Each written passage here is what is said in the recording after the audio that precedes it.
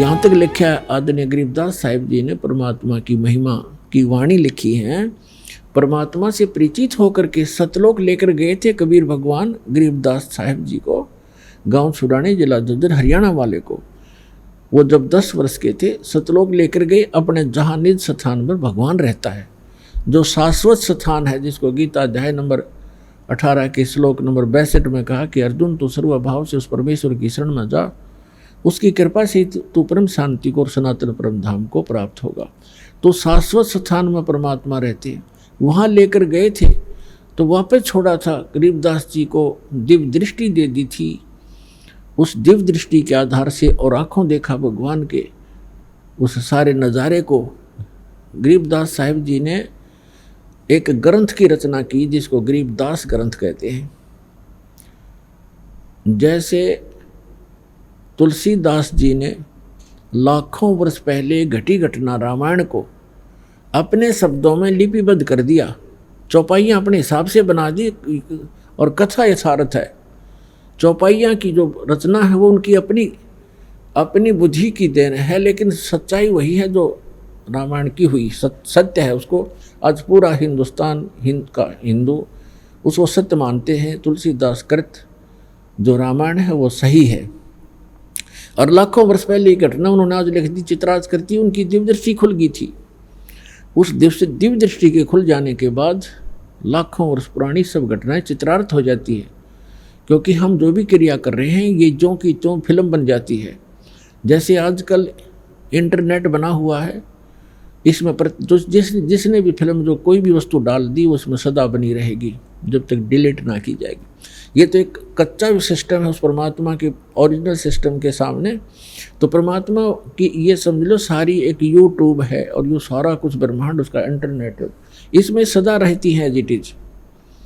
उनको कभी भी जिसकी दृष्टि खुल जाती है वो देख सकता है सब चित्र, जैसा जैसा जो फिल्म देख लो, फिल्म में जैसा ही कभी देख लो उसको वो एज इट इज चलेगी, वो सब घटनाएं सेम होंगी, ऐसे हो जाता है।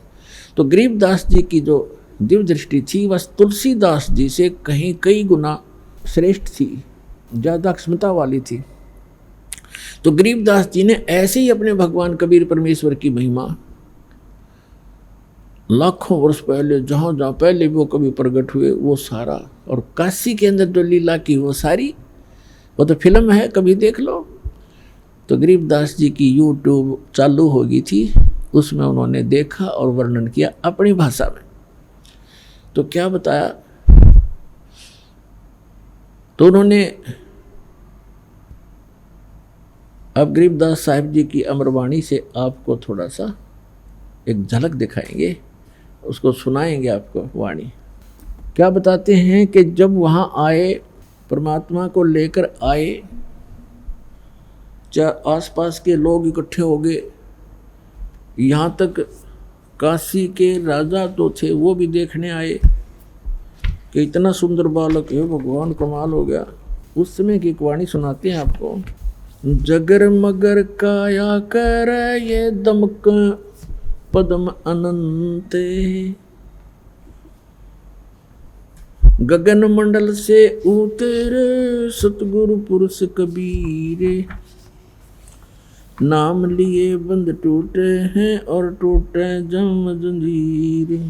अब क्या बताते हैं, 84 बंधन कटे वो कीनी कल्प कबीर, भवन चतुर्दश लोक सब ये टूटे जम जंजीर, अनंत कोट ब्रह्मांड में वो बंदी छोड़ कहाए, सतगुरु पुरुष कबीर हैं वो जननी जने नमाए। कि ये परमात्मा अनंत कोट ब्रह्मांड में ये बंदी छोड़ कहाए। बंदी छोड़ कौन होते हैं, अमर करूं सतलोक पठाऊं, तात बंदी छोड़ कहाऊं, बंदी छोड़ हमारा नामम, अजर अमर है अस्थिर ठामम। अमर करूं, यहाँ आपको ऐसी भक्ति शक्ति दूंगा, आपको अमर कर दूंगा, आप मृत्यु के उपरांत वहाँ चले जाओगे जहाँ जाने के बाद साधक फिर लौटकर कभी संसार में नहीं आते। और वहाँ आपका संसार होगा, आपका परिवार होगा। और जिस परिवार को पुण्यात्माओं बेशक आपने यह बात ना अच्छी लगे, लेकिन सत्य कड़वी होती है, पर उसको सहन करके उसके ऊपर यदि अमल कर लिया जाए तो विष से अमृत बन जाता है, वो कड़वी से मीठी बन जाती। जो परिवार आपका है ये आपका नहीं है। आप एक दूसरे के पिछले पूर्व जन्म के संस्कारों से या बेटा बेटी, पुत्र पुत्री, पति पत्नी जैसे भी रिश्तेदारी बनी है, ये एक लेवा एक देवा दूतम। जैसे सुखदेव ऋषि ने अपने पिता व्यास जी से कहा था, गर्भ से निकलकर चलते चलते, गर्भ से बाहर आते ही, अपनी माँ के गर्भ से 12 वर्ष की आयु में, 12 वर्ष तक माँ के गर्भ में रहा था। बाहर आते 12 वर्ष का रूप, जितनी आई हाइट बन गई उसकी एकदम, और उठ के चल पड़ा। व्यास जी ने ये कहा था कि आप बेटा मुझे दर्शन दे दे, 12 वर्ष तेरी इंतजार करी, बालक होगा बालक होगा। तो उसने कहा था कि ऋषि जी, ना जाने कितनी बार तू मेरा बाप बन लिया, ना जाने कितनी बार मैं तेरा बाप बन लिया। ये तो बुरा झंझट है। अब क्या मुझे इस बीमारी ने, इस रोग को कटवाने दे, मैं देखूं नहीं आपके, और आप में मेरी ममता बन जा, मैं नहीं देखूंगा। और कहा, एक लेवा एक देवा दूतम, कोई किसी का पिता नहीं पुतम, रण संबंध जुड़ा एक ठाठा, अंश में सब 12 बाट। आज आपकी मृत्यु होगी वृद्ध होकर, आप मनमाने नाइजीरिया में जन्म ले लोगे, फिर पुत्र की मृत्यु होगी वो मनमाने अफ्रीका में जन्म ले, क्योंकि संस्कारवश जन्म लेगा, आगे थोड़े इकट्ठे हो सकते हो। और ये जो साधना आपको बताई जाती है सत्य भक्ति, इससे आप पूरे परिवार जो आज दीक्षा ले लेगा, क्योंकि ममता तो आपकी में रहेगी थोड़ी बहुत, लेकिन आप में एक आस्था और प्रबल हो जाएगी इस ज्ञान के आधार से कि हम वहाँ जाएंगे सतलोक में, और इनको हमने भक्ति पर लगा दिया, ये भी वहीं आ जाएंगे अपना समय पूरा करके, तो हम फिर वहीं ऐसे इकट्ठे हो जाएंगे, क्योंकि ये सत्य है और ये ज्ञान आपके हृदय में समाया रहेगा। इनमें अगर आस्था भी रहेगी तो आप यहाँ रहना नहीं चाहोगे। आस्था का अर्थ होता है उसके अंदर वापस आकर यही इनके पास रहने की आस्था अगर आपकी रहेगी तो फिर पार नहीं हो सकोगे। इस ज्ञान के आधार से आज आपके हृदय में ये समा जाएगा कि ये लोग ठीक नहीं है, हे भगवान फिर जन्म ना देना, हे परमात्मा हमारा भी जन्म फिर ना देना। और हमारे संबंध में जो आए हैं बच्चे, कोई किसी भी नाते रिश्ते में है, पिता है, पुत्र है, पुत्री है, पत्नी है, दादी है, माँ है, तो इनको भी आपकी यही अर्ज होगी, कभी होगी तो ये भी वहीं आ जाए और वहीं फिर हम सदा रहेंगे। यहाँ तो आज मर गए और फिर मन माने यहीं आस्था होगी तो फिर यहाँ जन्म ले लोगे। ये जन्म मरण का रोग ऐसे कटेगा जो अब दास उतारा। तो कहने का भाव ये है कि आप एक दूसरे के साथ यह परिवार बना है, ये एक ऋण है, एक दूसरे का कोई लेना देना है। तो वो भी इंसान अच्छा नहीं होता जो लेन देन ठीक से ना करे। आपको ये पता लग गया कि ये इनका हमें आपस में कुछ लेना देना है, इसलिए हमारे साथ है, तो वो इंसान भी निकम्मा होता है जो अपने लेन देन को ठीक से ना सुलझावे, वो भी अच्छा नागरिक नहीं होता। तो आपने एक अच्छे भगत भी बने रहना है, और जो भी जिस रूप में आपको पुत्र या पिता, पुत्री या माता, बहन मिला है, उन सब को वो एक रोल, एक अच्छे पात्र की तरह आपने सुपात्र की तरह उसको वो भी निभाना है, तभी आप सफल होगे। तो कहने का भाव दो दास आपको बताना चाहता है कि अमर करूं सतलोक पठाऊं, ताते बंदी छोड़ कहाऊं। अमर करूं और सतलोक भेज दूंगा, स्पेशल साथ जाकर ना काल जाने दे है। अमर करूं सतलोक पठाऊं, अर्थात बंदी छोड़ कहाऊं। बंदी छोड़ हमारा नामम, अजर अमर है अस्थिर ठामम। ठाम मन स्थान, अजर अमर है वो लोक, कभी नाश में नहीं आता, वो सतलोक कहलाता। सत्य माने अविनाशी, शाश्वत, सदा रहने वाला स्थान, वहाँ ले जाऊंगा तुम्हें, वहाँ छोड़ दूंगा। तो यहाँ कहते हैं अनंत कोट ब्रह्मांड में बंदी छोड़ कहाए, सो तो एक कबीर हैं जननी जने नमाए। वो किसी माँ से पैदा नहीं हुए। शब्द स्वरूप साहेब धनी, शब्द सिंध सब माही, बाहर भीतर रम रहा तहाँ जहाँ तहाँ सब ठाई। अब जैसे सूर्य एक स्थान पर रहते हुए भी अपना पूरा काम कर रहा है, उसकी उष्णता, उसकी गर्मी मकान के अंदर भी प्रभावित कर रही है, तो इसी प्रकार परमात्मा की शक्ति सब जगह व्यापक है।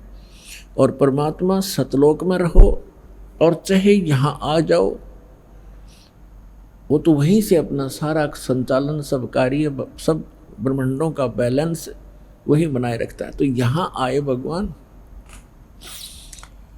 जल थल पृथ्वी गगन में बाहर भीतर एक, ये पूर्ण ब्रह्म कबीर हैं अवगत पुरुष अलेख। सेवक हो के उतरे इस पृथ्वी के माही, जीव उदाहरण जगत गुरु बार बार बलि जाही। सेवक हो के उतरे, एक दास बन के आए यहाँ पर कबीर दास एक सिंपल मैन की भूमिका की मालिक ने।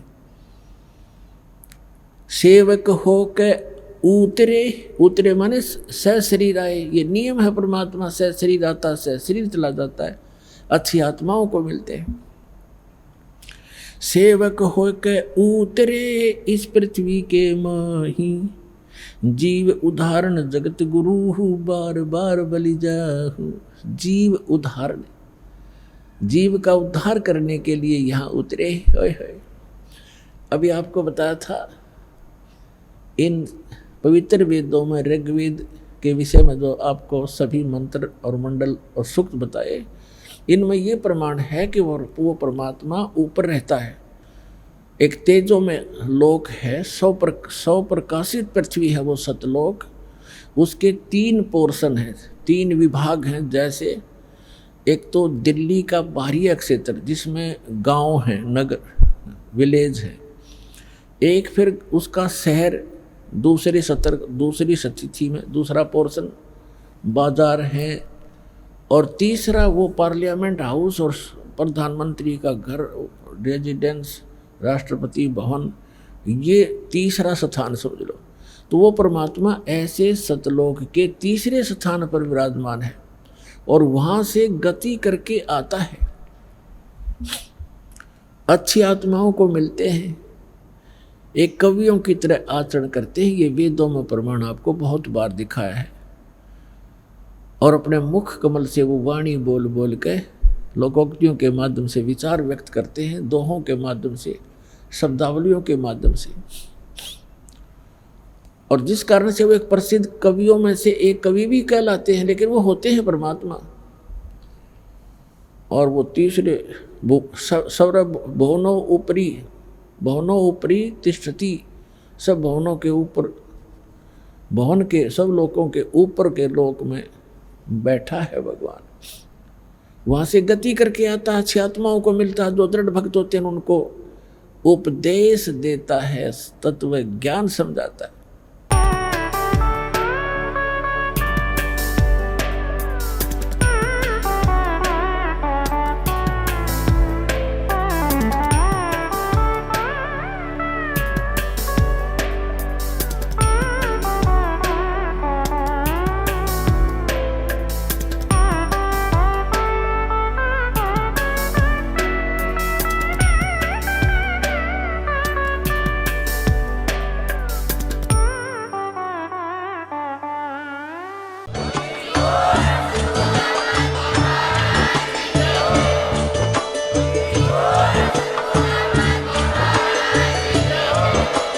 आप सुन रहे थे जगत गुरु तत्वदर्शी संत रामपाल जी महाराज जी के मंगल प्रवचन। अधिक जानकारी के लिए विजिट कीजिए हमारी वेबसाइट www.jagatgururampalji.org। संत रामपाल जी महाराज जी के शुभ आशीर्वाद से पूरे विश्व भर में 500 से भी ज्यादा नाम दीक्षा केंद्र हैं, जिन पर संत रामपाल जी महाराज जी द्वारा ऑनलाइन निशुल्क नाम दीक्षा दी जा रही है। अपने नजदीकी नाम दीक्षा केंद्र का पता करने के लिए संपर्क करें 8222880541।